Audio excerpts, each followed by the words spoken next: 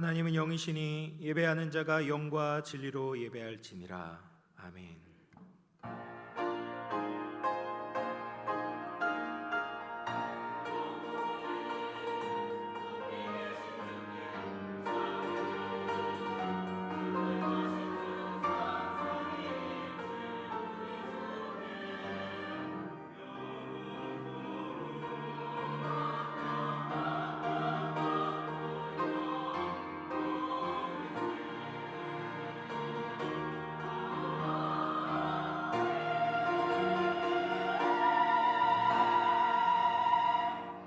살아계신 하나님 아버지, 은혜와 사랑을 감사드립니다.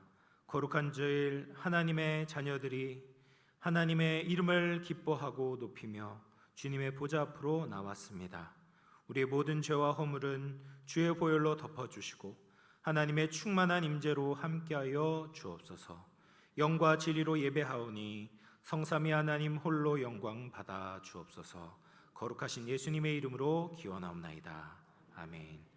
다 같이 일어나셔서 찬송가 2장 함께 찬송하겠습니다.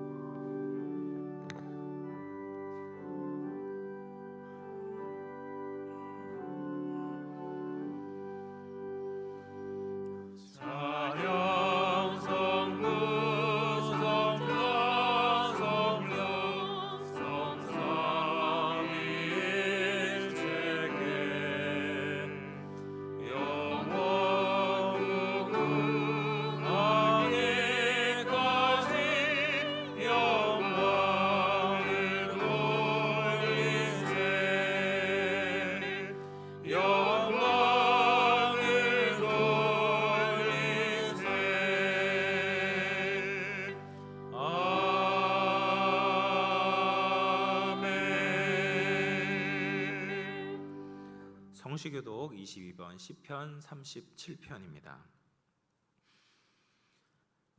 악을 행하는 자들 때문에 불평하지 말며 불의를 행하는 자들을 시기하지 말지어다. 그들은 풀과 같이 속히 배임을 당할 것이며 푸른 채소같이 쇠잔할 것이보다. 여호와를 의뢰하고 선을 행하라. 땅에 머무는 동안 그의 성실을 먹을거리로 삼을지어다. 또 여호와를 기뻐하라. 그가 내 마음의 소원을 내게 이루어 주시리로다. 내 길을 여호와께 맡기라. 그를 의지하면 그가 이루시고 내 의를 빛같이 나타내시며 내 공의를 정오의 빛같이 하시리로다. 여호와 앞에 잠잠하고 참고 기다리라. 자기 길이 형통하며 악한 줄 이룬 자 때문에 불평하지 말지어다. 다 같이 읽겠습니다. 분을 그치고 노를 버리며 불평하지 말라. 오히려 악을 만들 뿐이라. 아멘. 사도신경으로 우리의 신앙을 고백하겠습니다. 전능하사 천지를 만드신 하나님 아버지를 내가 믿사오며 그 외아들 우리 주 예수 그리스도를 믿사오니 이는 성령으로 잉태하사 동정녀 마리아에게 나시고 본디오 빌라도에게 고난을 받으사 십자가에 못 박혀 죽으시고 장사한 지 사흘 만에 죽은 자 가운데서 다시 살아나시며 하늘에 오르사 전능하신 하나님 우편에 앉아 계시다가 주리로서 산자와 죽은 자를 심판하러 오시리라. 성령을 믿사오며 거룩한 공회와 성도가 서로 교통하는 것과 죄를 사하여 주시는 것과 몸이 다시 사는 것과 영원히 사는 것을 믿사옵나이다. 아멘. 자리에 앉으셔서 찬송가 540장 함께 찬송하겠습니다.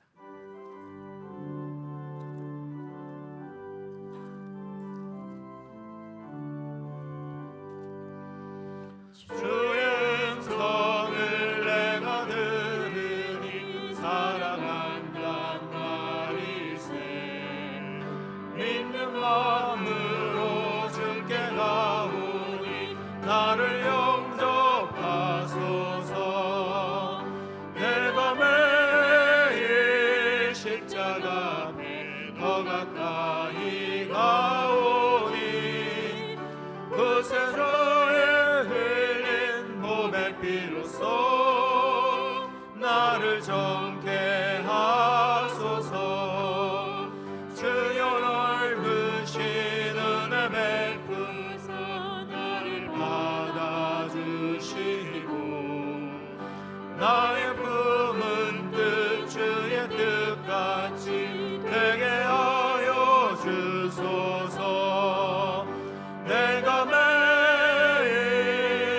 십자가 앞에 더 가까이 가오니 그 세상에 흘린 몸의 피로써 나를 정케 하소서.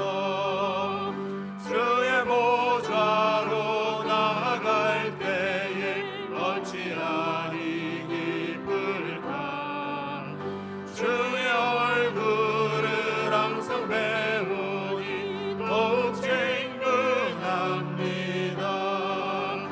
내가 매일 십자가 앞에 더 가까이 가오니 그 세상에 흘린 몸의 피로써 나를 정케 하소서. 우리 구주의 넓은 사랑을 증량할 자 없으며 주가 주시는 참된 기쁨도 헤아릴 수 없도다. 내가 매일 십자가 앞에 더 가까이 가오니 그 세상에 흘린 몸의 피로써 나를 정케 하소서. 아멘.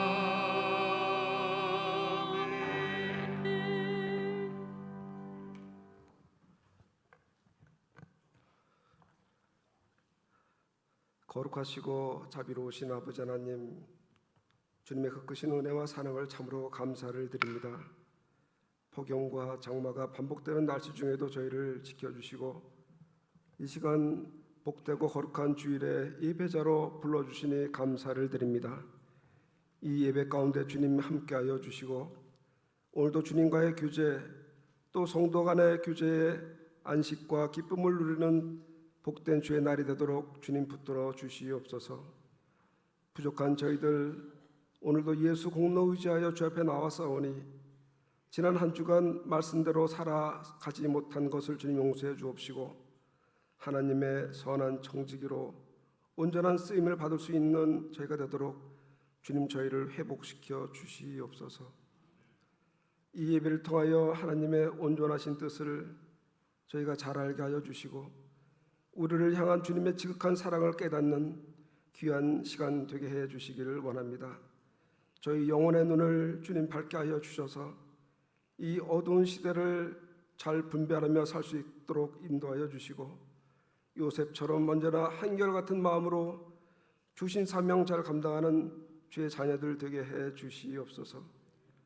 기적과도 같은 이 인생 살아갈 때에 하나님을 사랑하고 이웃을 사랑하는 천국 백성들이 다 되도록 주님 축복해 주시길 원합니다.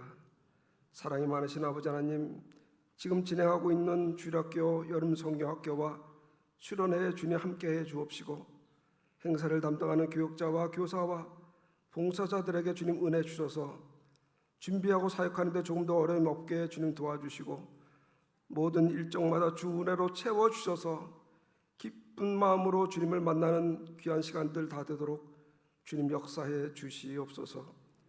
나라의 흥망성쇠를 이끄시는 아버지 하나님, 이 땅에 하나님 나라가 임하게 하심을 믿고 감사를 드립니다.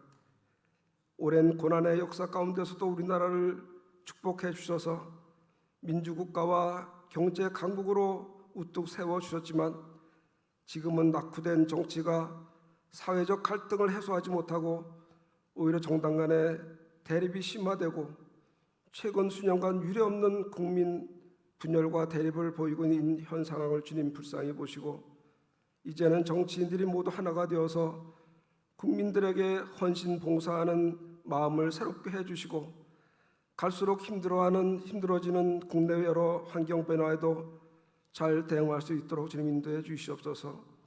오로지 국민들이 편안하게 살 수 있는 소망의 나라로 나아가도록 주님 역사해 주시길 원합니다. 무엇보다도 미래 세대의 청년들 아버지 하나님 희망찬 미래를 꿈꾸며 누구나 땀 흘려 노력하면 잘 살 수 있는 나라가 될 수 있도록 주님 역사해 주시옵소서. 아직 계속되고 있는 우크라이나 전쟁으로 무고한 생명들이 더 이상 희생되지 않게 주님 도와주시고 세계 경제에도 막대한 피해가 가중되지 않도록 하나님의 권능의 손으로 속히 전쟁이 종식될 수 있도록 주님 역사해 주시옵소서. 사랑의 주님, 영등포 본동에 주님의 몸된 교회를 세워주시고 지금까지 건강한 교회가 되도록 이끌어 주셔서 감사를 드립니다. 22일에 있을 잔칫날에 주님 함께하여 주시고 조영준 담임 목사님 목회의 길을 가시는 동안 내내 늘 동행하여 주셔서 그리스도의 마음으로 좁은 길을 좁은 문으로 행하시는 주님을 따라서 참된 목자의 길을 걸으시도록 주님 축복해 주시길 원합니다. 이 시간 말씀 전하실 때에도 주님 능력의 말씀을 선포하실 수 있도록 성령님 함께하여 주시고 오늘도 그리스도 대속의 은총과 축복이 강물처럼 흘러넘치는 기쁨과 감사의 복된 날이 되도록 주님 인도해 주시옵소서. 시온 찬양대의 찬양과 헌신과 또 간구하는 기도 기쁘게 받아 주옵시고 끝나는 시간까지 주님 홀로 영광 받아 주시옵소서. 우리의 참 소망 되신 예수님의 이름으로 기도드리옵나이다.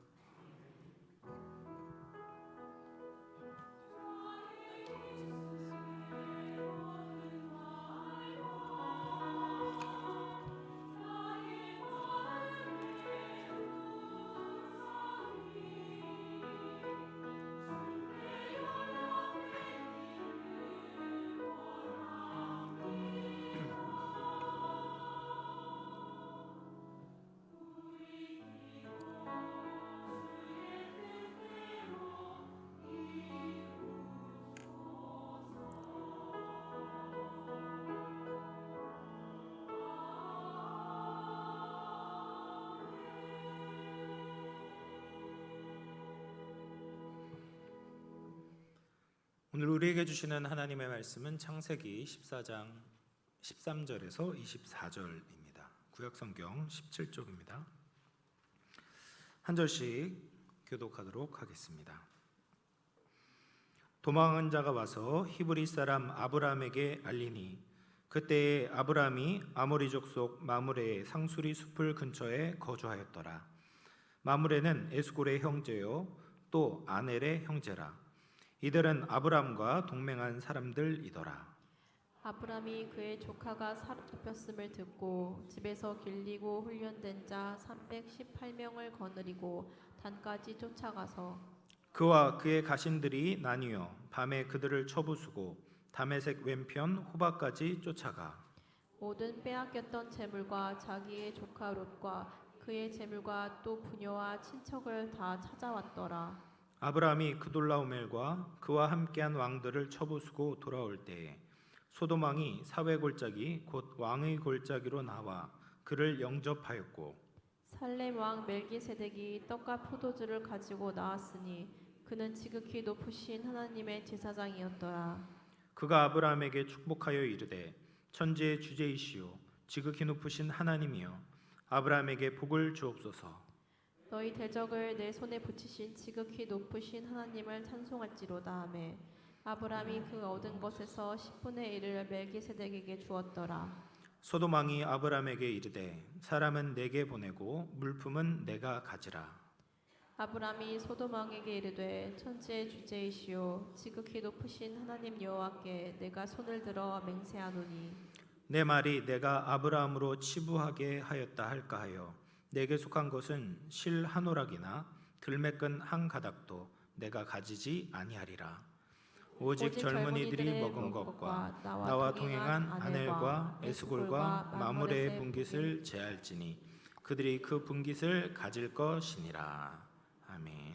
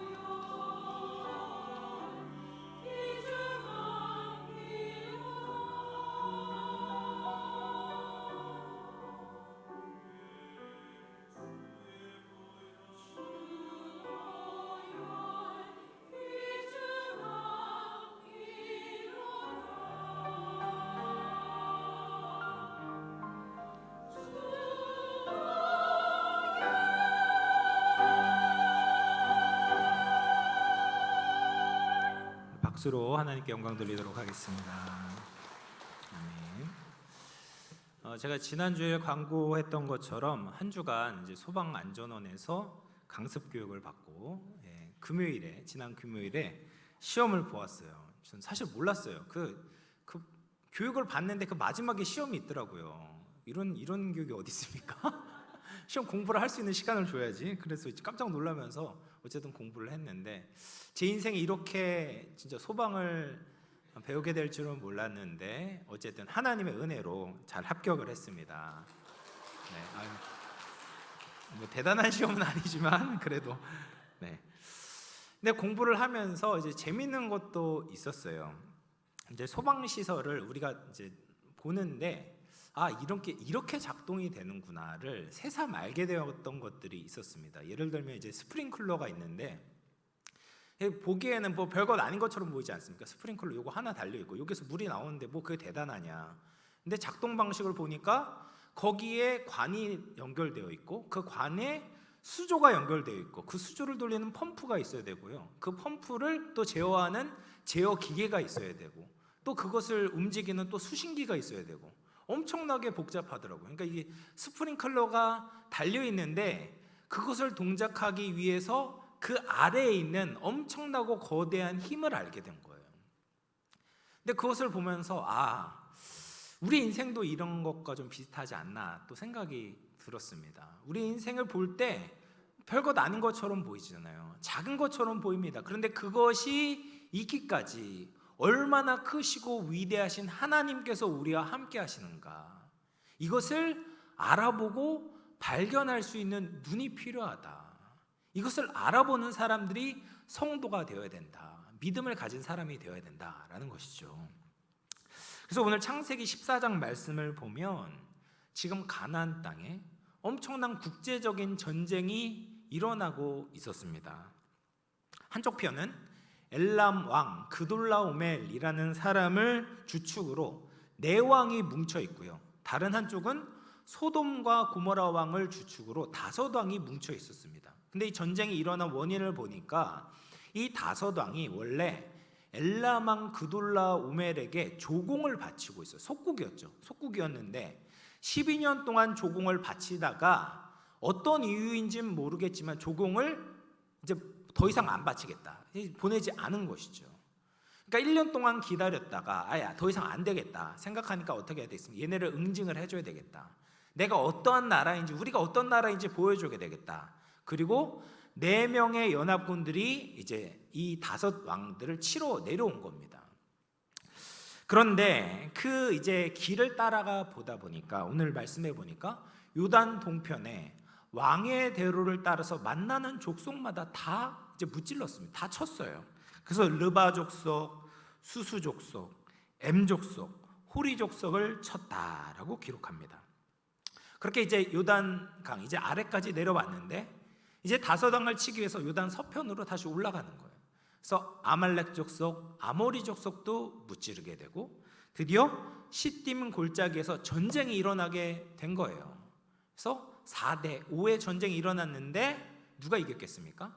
엘람 왕 그돌라오멜을 비롯한 4왕의 연합군이 이기게 된 겁니다. 뭐 상대가 안 되었던 거예요. 그래서 바로 그 골짜기에서부터 뭐 역청 구덩이에 빠지기도 하고 산으로 도망쳤다라고 기록을 하고 있는 것이죠. 그래서 이제 목적을 달성했던 멀리 원장을 왔던 4왕의 연합군들이 소돔과 고모라에 있는 물건들을 약탈을 하고 많은 사람들을 포로로 붙잡고 이제 귀향길에 오르게 된 겁니다. 이것이 지금 창세기 14장의 배경인 것이죠. 이 전쟁은 분명히 국제적인 이해관계로 일어난 사건이죠. 그런데 성경은 이 전쟁 안에 한 사람을 주목하고 있어요. 그게 누굽니까? 바로 아브라함의 조카 롯입니다. 롯. 창세기 13장에서 우리가 예전에 살펴보았던 것처럼 롯은 하나님을 떠났고 하나님의 약속의 그 땅을 떠나게 되었습니다. 물질주의적인 관점을 가지고 애굽 땅을 마치 여호와의 동산과 같다라고 생각했던 그 롯은 애굽하고 아주 비슷했던 소돔이야말로 내가 살아야 되고 내가 가야 되는 땅이라고 생각을 했던 거예요. 그래서 하나님의 약속의 땅이었던 가나안 땅, 남북으로 간 것이 아니라 동으로 갔다. 하나님의 보좌를 떠났다라고 말씀을 드렸잖아요. 근데 그렇게 롯이 하나님을 떠났지만 하나님은 롯을 떠나시지 않았습니다. 오히려 롯이 하나님을 멀리 했을 때 그의 인생이 어떠한 형편에 처하게 되는지 개인적으로 신앙의 교훈을 주기를 원하셨던 거예요. 그래서 이 국제적인 정세까지도 하나님께서 사용하셔서 롯을 고난으로 밀어넣고 계신 것입니다. 하나님의 스케일은 우리랑 다르죠. 이 국가적인 사건들, 국제적인 정세가 나랑 무슨 상관이 있냐, 이 큰 자연재해가 나랑 무슨 상관이 있냐 생각이 듭니다. 이런 것이 다 우연처럼 느껴집니다. 그런데 성경 말씀을 보면 우리에게 닥쳐온 일들은 우연이 없어요. 어쩌다가 일어난 것이 아닙니다. 우리가 하나님을 떠났기 때문에 우리를 징계하시기 위해서 고난을 주시기도 하고, 또 우리의 믿음이 성화되기 위해서 하나님께서 어떤 상황을 허락하시기도 하고, 또 더 큰 은혜를 주시기 위해서 우리에게 연단을 주시기도 합니다.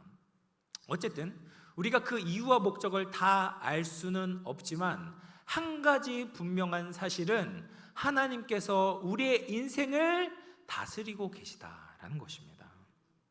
사랑하는 성도 여러분, 전쟁과 같은 어려움을 만난 분들이 계십니까? 또 여러 가지 문제로 지치고 힘든 분들이 계십니까? 하나님은 우리를 떠나지 않고 버리지 않으십니다. 하나님은 우리와 함께 하십니다. 하나님께서 우리를 반드시 건지실 줄로 믿으시기를 바랍니다. 그렇게 이제 롯을 비롯한 소돔과 고모라 백성들을 이제 잡아갔는데 그 중에 도망친 한 사람이 아브라함에게 그 사실을 알려주는 거예요. 참 하나님의 놀라운 섭리가 아니겠습니까? 너무 늦지 않게 이 소식이 아브라함의 귀에 들어가게 되었습니다. 지금 롯을 구해줄 수 있는 것은 소돔과 고모라 연합군이 아니었던 거예요. 오직 한 사람, 하나님께 붙들린 아브라함과 그의 가족들이 롯을 구원해 줄 수 있는 유일한 통로가 되었던 것이죠. 근데 오늘 말씀을 보면 아브라함에게는 집에서 길리고 훈련된 318명이 있었다라고 이야기를 해요.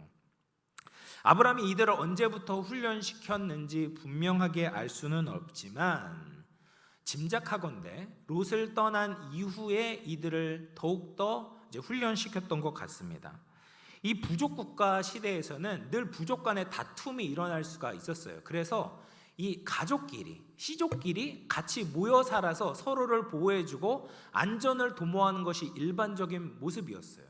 그런데 지금 아브라함에게 하나밖에 없었던 가족이었던 이 조카 롯이 떠나게 되었을 때 아브라함은 자신과 자신의 가족을 지키기 위해서 군대를 준비할 필요가 있었던 것이죠.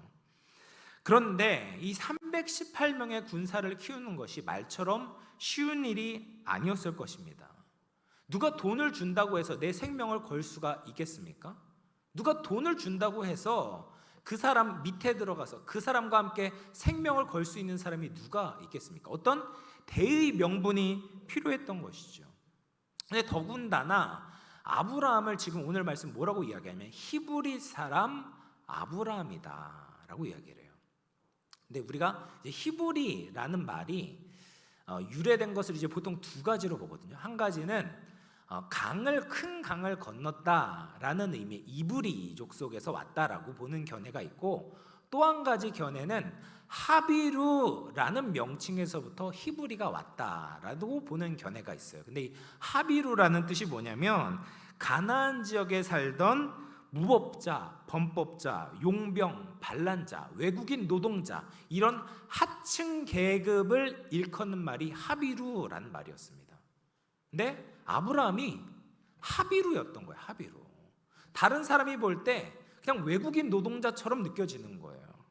근데 여러분, 외국인 노동자 한 명이 와서 나한테 돈 줄 테니까 내 용병이 되어주겠냐, 군대가 되어주겠냐라고 하면 답할 사람이 누가 있겠습니까? 뭔가 꺼림직하지 않습니까?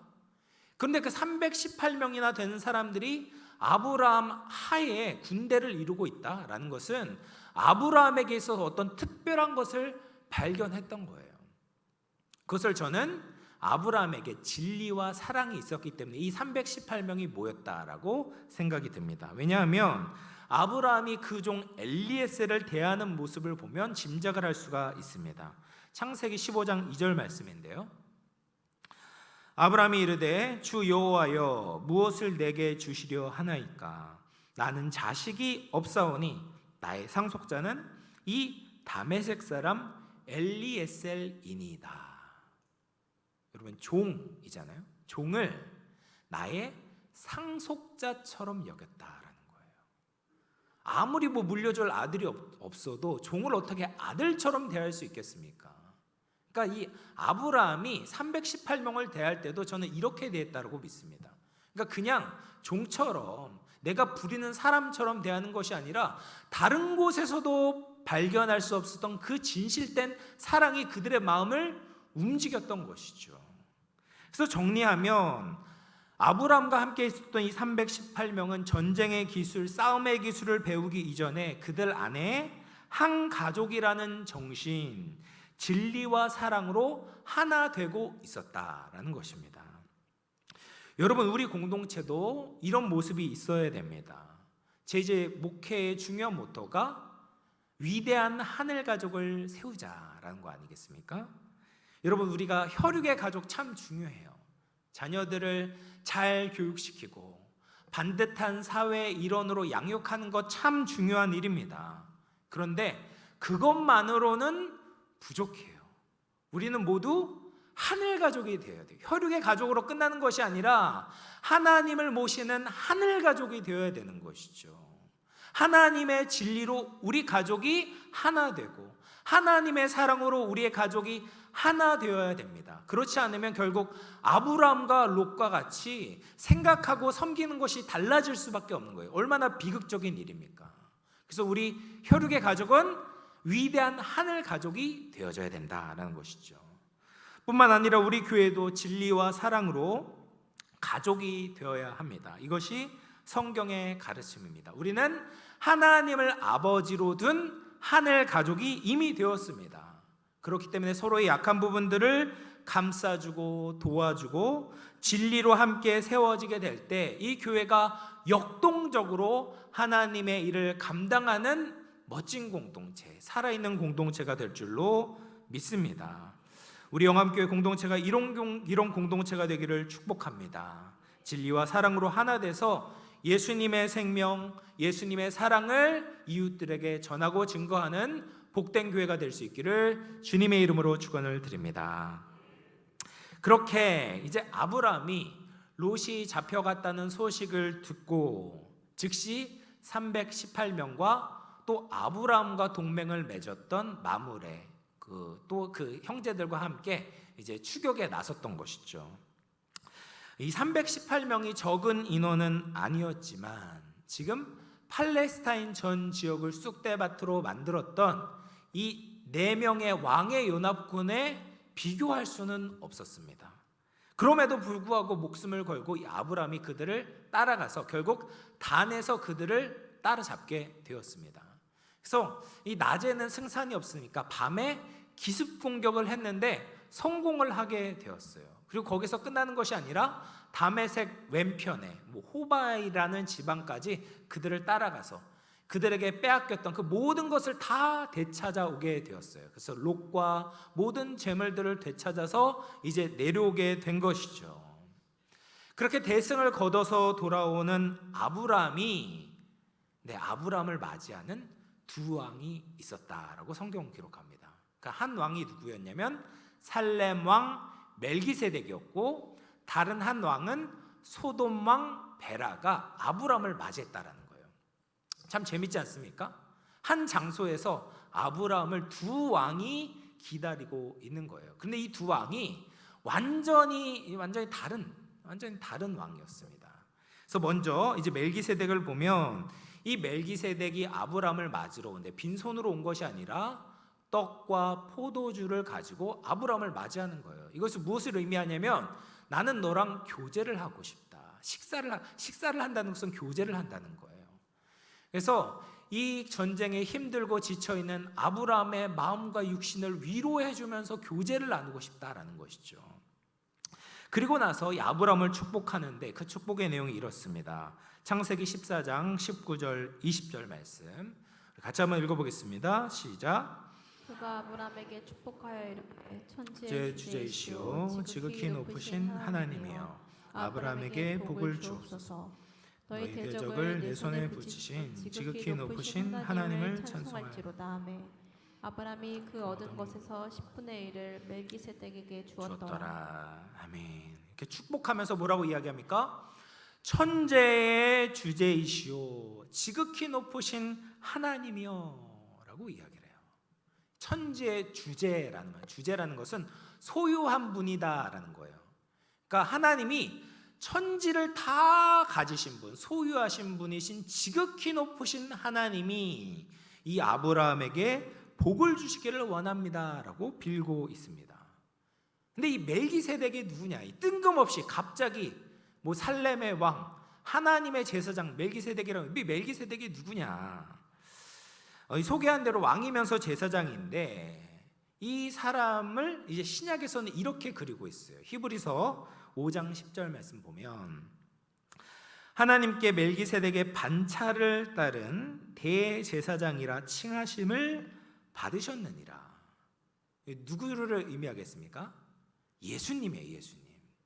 예수님을 뭐라고 이야기하냐면 레위 지파의 대를 잇는 제사장이 아니라 멜기세덱의 계통을 이은 대제사장이다라고 표현을 하고 있어요. 그래서 멜기세덱이 누군지 알지 못하죠. 그러니까 멜기세덱은 어디에서 왔는지 어떻게 왔는지도 모르지만 결국 아브라함이 경배했던 하나님의 대제사장이다.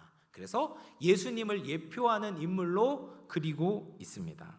그래서 어쨌든 이 멜기세덱이 아브라함에게 이야기를 하는 거예요. 아브라함, 네가 전쟁에 이긴 것은 너의 대적을 네 손에 붙여준 분은 천지의 주제이신 하나님이다. 그분의 복을 받아야 돼. 그리고 네가 전쟁에 이겼으니 그 영광을 하나님께 돌리고 찬양을 하자라고 권면하고 있는 것이죠. 그래서 이 의의 왕 멜기세덱은 아브라함을 바른 길로, 신앙의 길로 인도해주고 있습니다. 여러분, 인생에서 가장 넘어지기 쉬운 때가 언제이겠습니까? 우리가 성공하고 나서예요. 내가 바라고 원했던 것을 이루고 나서 우리가 넘어지기가 참 쉽습니다. 그래서 된 줄로 생각했을 때 스스로를 속이게 된다. 성경은 그렇게 이야기해요. 내가 마치 뭔가 좀 된 것처럼, 내가 승리를 얻은 것처럼 이럴 때 이것이, 이 승리가 나에게서부터 왔다라고 스스로를 속이기가 쉽다라는 거죠. 이 아브라함이 얻은 승리, 물론 아브라함이 고생해서 얻었죠. 아브라함이 미리 318명을 훈련을 시키고 주위에 있는 사람과도 좋은 관계를 맺었기 때문에 많은 군대를 동원하고 그들을 칠 수 있었겠죠. 그리고 아브라함이 목숨을 걸고 전장에 참여한 것, 아브라함의 희생과 수고가 분명하게 들어가 있었습니다. 그러나 그 전쟁이 하나님이 도와주시지 않았다면 절대로 이길 수가 없는 전쟁이었습니다. 우리가 보았던 것처럼 파죽지세로 만나는 족속마다 이길 수 있는 사람이 없었어요. 이길 수 있는 족속이 없었어요. 다 쓰러졌습니다. 그런데 어떻게 그런 4명 왕의 연합군을 이 하비로와 같은 아브라함이, 외국인 노동자와 같은 아브라함이 이길 수가 있었겠습니까? 하나님이 그 대적을 아브라함의 손에 붙였기 때문에 가능했다라는 것이죠. 멜기세덱은 아브라함에게 이것을 알아보도록 도와주고 있습니다.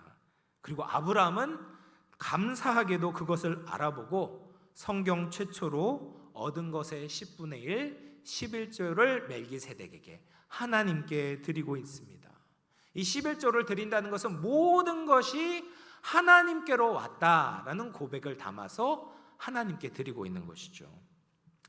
그런데 거기에서 끝나는 것이 아니라 또 한 명의 왕이 등장을 하는데 소돔왕 베라가 아브라함에게 접근해서 이야기를 하고 있어요. 21절 말씀인데요. 이렇게 이야기합니다.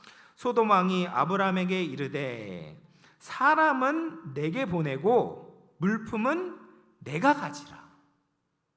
여러분, 이 말을 들을 때 어떻습니까? 솔깃하지 않아요?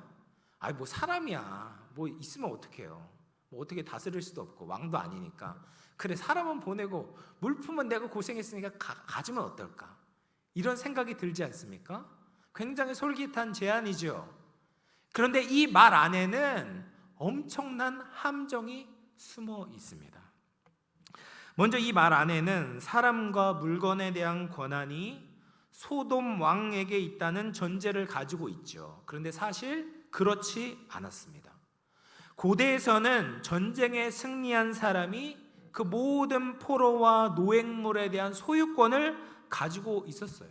다시 말해서 아브라함이 전쟁에서 승리했기 때문에 이미 모든 사람과 모든 물건의 소유권은 아브라함에게 있었고, 아브라함 마음대로 결정할 수 있는 권한이 이미 아브라함에게 있었다라는 거예요. 근데 이것이 한 발 더 신앙적으로 보게 된다면 이 전쟁을 하나님께서 아브라함의 손에 붙이셨기 때문에 이 모든 것이 하나님께 있었고 하나님의 뜻대로 처분해야 됐다라는 것입니다. 그런데 소돔 왕은 지금 아무런 권리가 없으면서도 마치 아브라함에게 선심을 쓰는 것처럼 제안을 하는 것입니다. 아브라함이 이것을 받아들였다면 오히려 소돔 왕에게 자신의 권리와 하나님의 권리를 빼앗긴 셈이 되는 것이죠. 그리고 이 소돔 왕의 말 안에는 자신이 마치 아브라함보다 더 높은 왕인 것처럼 하대를 하고 있습니다. 멜기세덱과 달리 지금 소돔 왕 베라는 아브라함과 어떤 친밀한 교제도 나누지 않고 있어요. 아무것도 준비하지 않고 말만 하고 있지 않습니까? 소돔 왕이 볼 때 아브라함은 그냥 하비루인 거예요. 하비루. 하층 계급인 거예요. 근본도 없고 떠돌이이고 하찮은 존재이니까 내가 주는 거, 이 물건이나 먹고 떨어지라는 식으로 지금 제안을 하고 있다는 거죠. 소돔 왕은 굉장히 간사한 왕이었습니다. 그는 아무것도 한 것이 없어요. 소유권이 없었습니다. 그럼에도 불구하고 지금 아브라함에게 모든 권리를 불법적으로 가로채려고 했습니다. 이러면 소돔 왕을 보면서 우리가 세상의 주관자 사단이 생각나지 않습니까? 사단은요, 아무런 소유권이 없어요. 생명을 주관할 수 없고 생명을 살릴 수도 죽일 수도 없습니다. 그런데 예수님을 시험했을 때처럼 자신에게 절을 하면 세상의 모든 것을 다 주겠다고 우리를 유혹하곤 합니다. 물질도 주고 쾌락도 주고 행복도 줄게, 나에게 절만 해라, 나를 섬겨라, 하나님이 아닌 나를 경배해라 라고 속이는 것이죠. 그럴 때 그 사단의 속임수에 넘어가게 된다면 결국 사단의 다스림 아에 놓이게 되고, 그리고 하나님을 지조 있게 섬기는 신앙을 잃어버리게 되는 것입니다. 근데 아브라함은 다행히도 이 소돔 왕이 제시하는 물질 뒤에 있는 숨겨진 의도를 꿰뚫어 보았습니다. 22절 23절 말씀인데요, 같이 읽어보겠습니다. 시작. 아브라함이 소돔 왕에게 이르되 천지의 주제이시오 지극히 높으신 하나님 여호와께 내가 손을 들어 맹세하노니 내 말이 내가 아브라함에게 치부할 땅을 알까요? 내게 속한 것은 신 한 원학이나 들매끈 한 가닥도 내가 가지지 아니하리라. 이것을 받으면 소돔 왕의 영향력 하에 놓이게 될 것이다. 내가 얻은 이 재산들, 하나님께서 나에게 축복해 주셔서 모은 이 재산까지도 마치 소돔 왕이 준 것처럼 그렇게 행세를 하게 될 것이다. 그것을 꿰뚫어 보면서 지금 단호하게 선을 긋는 거예요. 야, 네가 준 것은 어떤 것도 받지 않겠다. 실 한 가닥도 신방을 끈 하나도 받지 않을 거야 라고 분명하게 선을 긋고 있는 것이죠. 아브라함이 이렇게 소돔 왕의 제안에 단호하게 거절할 수 있었던 이유가 무엇입니까? 그것은 하나님을 알아보았기 때문이에요. 아브라함의 고백과 같이, 멜기세덱의 고백과 같이 천지의 소유주는 하나님이심을 알아보았던 것이죠. 그래서 이 사람들, 이 물질이 소돔 왕의 소유가 아니라 하나님의 소유이기 때문에 나는 네 앞에 무릎 꿇을 필요가 없다라는 거예요. 나는 너보다 낫지 않다라는 거예요. 내가 섬길 왕은 네가 아니라 하나님이기 때문에 나는 네 앞에 엎드릴 필요가 없다라는 지조 있고 신앙의 아주 단호한 태도를 보이고 있는 것입니다. 사랑하는 성도 여러분, 우리의 인생의 매 순간에 이렇게 멜기세덱과 소돔 왕 베라가 동시에 찾아오고요. 한 명만 오는 것이 아니에요. 동시에 찾아옵니다. 한쪽에서는 뭐라고 이야기합니까? 천지의 주제이신 하나님을 인정하고 우리의 생명과 평안과 행복을 주실 수 있는 하나님을 예배하자는 예수님의 음성이 들려옵니다. 근데 다른 한쪽에서는 신앙은 필요 없고 하나님이 필요 없고 나에게만 엎드리면 너에게 모든 것을 주겠다는 사단의 음성, 거짓의 음성, 세상의 음성이 들려오는 것이죠. 여러분은 누구를 더 환영하시겠습니까? 여러분, 멜기세덱의 음성이야말로 우리를 축복의 길로, 우리를 생명의 길로, 평화의 길로 이끄신 줄로 믿으시기를 바랍니다. 예수님의 음성을 들을 때 우리가 정말 높아지는 거예요. 그런데 이것을 알아보지 못하고 아무것도 줄 수 없는 소돔 왕 앞에 엎드리게 된다면 그것이 나를 비참하게 만들고 하나님이 주시는 모든 축복을 가로막게 되는 것입니다. 마지막으로 우리가 좀 주목해야 보아야 할 한 사람이 있습니다. 바로 롯이에요. 롯. 이상하게도 오늘 본문에 반드시 등장해야 함에도 불구하고 이 롯은 아무 이야기도 하지 않고 있습니다. 지금 모든 사건의 원인이 바로 롯 아니겠습니까? 하나님께서 롯에게 징계를 내리셨고 또 하나님의 은혜로 롯을 다시 살려주셨어요. 그렇다면 롯이 무언가 믿음의 고백이 있어야 되지 않겠습니까? 그런데 성경은 롯에 대해서 아무런 이야기도 하지 않고 있습니다. 롯에 대해서 적을 것이 없었던 것이에요. 롯은 고통이 왔지만 그 고통을 주신 하나님을 알아보지 못했던 것이죠. 롯은 하나님의 은혜로 구원을 받았지만 그 구원 속에 있는 하나님을 알아보지 못했습니다. 삼촌이 목숨을 걸고 전장에 들어와서 자신을 구원해 주었지만 아무런 감격이 없고 감사가 없었던 것입니다. 마치 영적 문둥병자와 같이 영적으로 무감각했던 것이죠. 그의 인생에 펼쳐졌던 일들을 통해서 하나님이 계속 그에게 말씀하시는데도 하나님을 알아보지 못했습니다. 이러면 답이 없는 거예요. 하나님도 더 이상 어떻게 하실 수가 없는 것입니다. 근데 반면 아브라함은 어땠습니까? 아브라함은 매 순간 하나님을 알아보았던 것이죠. 창세기 12장에 보면 애굽에 내려갔다가 올라와서 어디로 갑니까? 하나님을 처음 예배했던 장소로 올라가는 것이죠. 자신의 삶을 붙들어 주시고 구원해 주신 하나님을 알아보았습니다. 또 창세기 13장에서 롯이 아브라함을 떠났던 그 헛헛하고 허전한 마음 가운데 하나님의 음성, 하나님의 약속을 듣고 또 헤브론에서 제단 쌓고 하나님을 예배합니다. 하나님을 알아보았죠. 또 창세기 14장에서도 승리를 거두게 되었을 때도 하나님을 알아보았습니다. 믿음의 사람들은 모든 상황 속에서 하나님을 알아봅니다. 힘든 일이 있어도 하나님을 알아보고 실패해도 하나님을 알아보고 성공해도 하나님을 알아보는 거죠. 그럴 때 우리 인생이 예배하는 인생이 되고 하나님께 찬양과 감사를 드리는 인생이 되는 것입니다. 제가 이제 주중에 치유 사역을 하는 김유비라는 목사님의 간증을 들었어요. 근데 이 김유비 목사님이 어렸을 때부터 정말 힘들게 사셨더라고요. 이제 가난하고 무엇보다도 아버지에게 너무 심한 아동 학대를 받으셨어요. 그래서 5살 때부터 아버지에게 어두운 방에서 맞았는데 몸이 뻣뻣하게 될 정도로 하루 종일 움직일 수 없을 정도로 맞은 적이 한두 번이 아니었다라고 고백을 했습니다.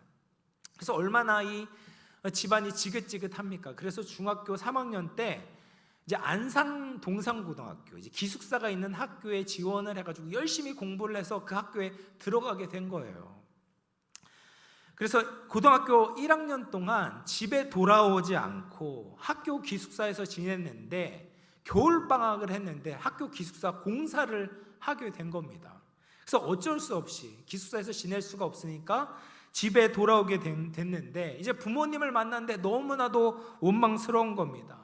내 안에 이제 아직까지도 해결되지 않은 이 울분과 상처 때문에 부모님께 이 이야기를 한 거예요. 나 내일 아침 되면 나 죽을 거야. 나 이 밤에 내가 자살을 해서 당신들은 이제 시신으로 나를 만나게 될 것이다 라고 이야기를 하고 집을 뛰쳐나왔다라고 이야기를 합니다. 그래서 그때만 해도 이제 하나님을 믿지 않아서 이제 하나님을 저주하면서 이야기를 하는 거예요. 당신이 있다면 내 인생이 이럴 수가 없다라고 하면서 이제 목을 매려고 하는데 그때 기억이 이제 소환이 된 겁니다. 5살 때 그렇게 맞았던 그 모습이 떠올리게 된 거예요. 저 아이가 무슨 잘못이 있는가? 왜 아무도 저 아이를 구해주지 않았나?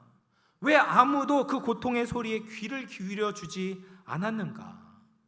그런데 그 자신의 모습 뒤에 밝은 빛이 보이는 거예요. 아마도 이제 예수님의 빛처럼 보였던 거죠. 근데 그것을 보고서 오히려 따졌다라고 이야기합니다. 하나님, 당신이 있었다면 왜 구경만 했습니까? 왜 나를 방치했습니까? 이런 생각이 들면서 오열을 하면서 이제 감정이 폭주했다고 합니다. 근데 내면 안에 하나님의 음성을 들려주신데 이렇게 들려주셨대요. 유비야, 미안하다. 내가 너를 상처 입은 한 사람을 위해서 그 자리에 보냈다. 그 상처 입은 사람을 치유하기 위해서 너를 그 자리에 보냈다.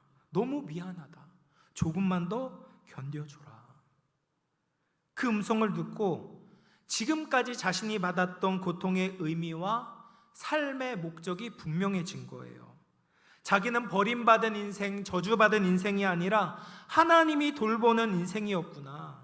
그렇게 자신의 인생 가운데 함께 하셨던 하나님을 발견하게 되었을 때 다시 태어나게 되었다라고 고백했습니다. 여러분은 우리의 인생을 하나님께서 다스려주고 계십니다.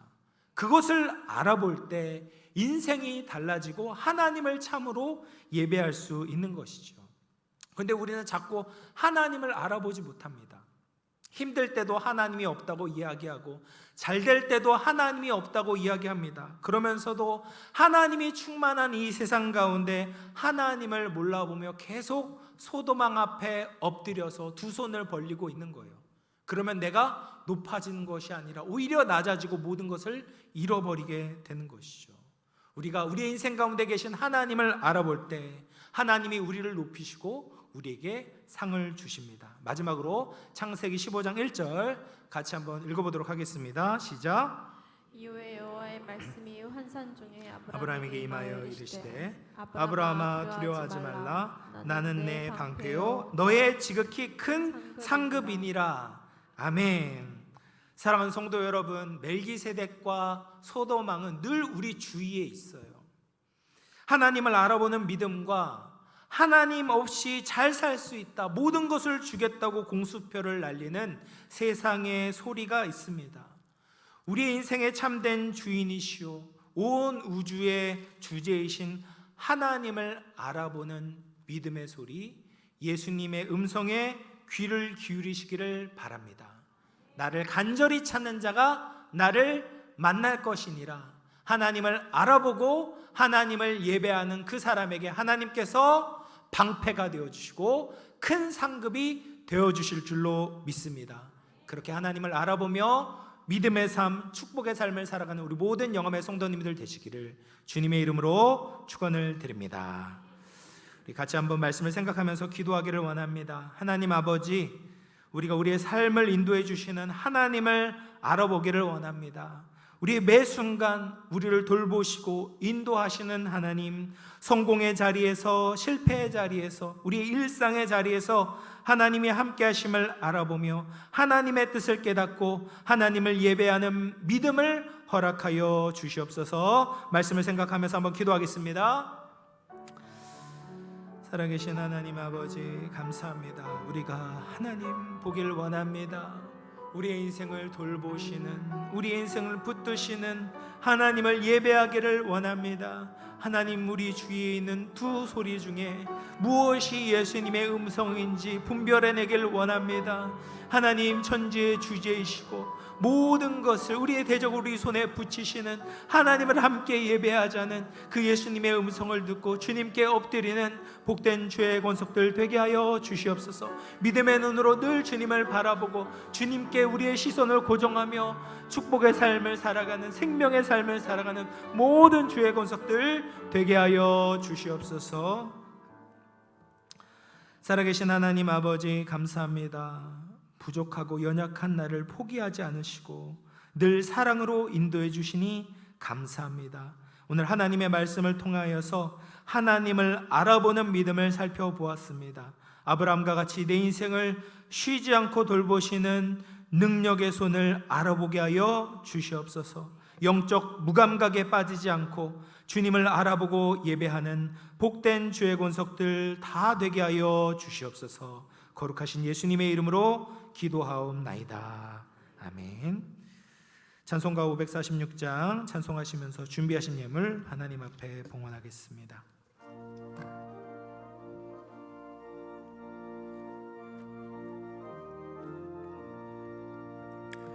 주님 약속하신 말씀 위에서 영원토록 주를 찬송하리라. 소리 높여 주께 영광 돌리며 약속 믿고 굳게 서리라. 굳게 서리. 영원하신 말씀 위에 굳게 서리. 굳게 서리. 그 말씀 위에 굳게 서리라. 주님 약속하신 말씀 위에서 세상 염려 내게 엄습할 때에 용감하게 힘써 싸워 이기며 약속 믿고 굳게 서리라. 굳게 서리. 영원하신 말씀 위에 굳게 서리. 굳게 서리. 그 말씀 위에 굳게 서리라. 주님 약속하신 말씀 위에서 영원하신 주의 사랑이 믿고 성령으로 힘써 싸워 이기며 약속 믿고 굳게 서리라. 굳게 서리. 영원하신 말씀 위에 굳게 서리. 굳게 서리. 그 말씀 위에 굳게 서리라. 주님 약속하신 말씀 위에서 성령이 또 하는 대로 행하며 주님 품에 항상 안식 얻으며 약속 믿고 굳게 서리라.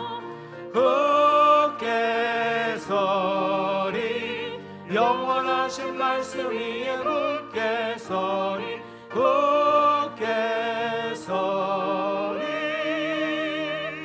그 말씀 위에 굳게 서리라. 사랑과 은혜가 풍성하신 하나님 아버지, 오늘도 살아계신 하나님의 말씀을 듣게 하시니 감사합니다. 항상 예수님의 음성에 귀를 기울이며 온 세상의 주제이시오 내 인생을 돌보시는 하나님을 알아보고 예배하게 하여 주시옵소서. 오늘도 받은 은혜 감사하여 여러 가지 모양으로 주님께 봉헌하여 드립니다. 정성껏 드린 예물 드린 손길들을 기억하시사 하늘의 신령한 은혜와 땅의 기름진 복으로 채워 주시옵소서. 마음의 질병, 육신의 질병으로 고통받는 환우들에게 찾아가 주시고 전능하신 예수님의 이름으로 치유하여 주옵소서. 감사드리오며 거룩하신 예수님의 이름으로 기도하옵나이다. 아멘.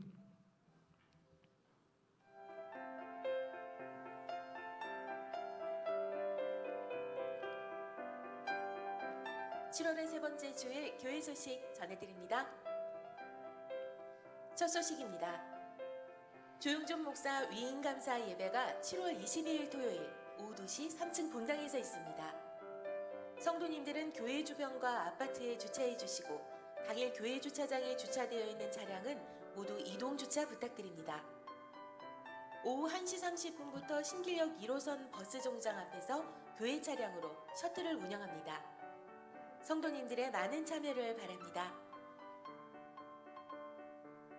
두 번째 소식입니다. 미래세대주일학교 여름행사 일정 안내입니다. 다음 일정을 참고하시고 다음 세대를 위한 아낌없는 기도와 후원을 부탁드립니다. 모임 안내입니다. 각 전도회 원례회가 오늘 2부 예배 후 지정된 장소에서 있습니다. 환우들을 위해 기도해 주시기 바랍니다.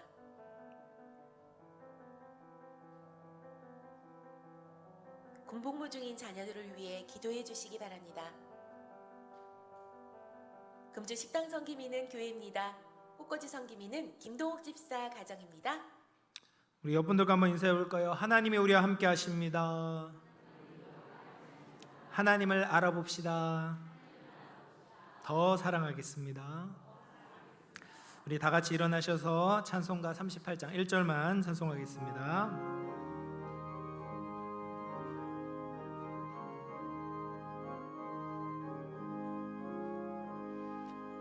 예수 우리 왕이여 이곳에 오셔서 우리가 왕께 드리는 영광을 받아 주소서. 우리는 주님의 백성 우리 왕이라 왕이신 예수님 오셔서 좌정하사 다스리소서.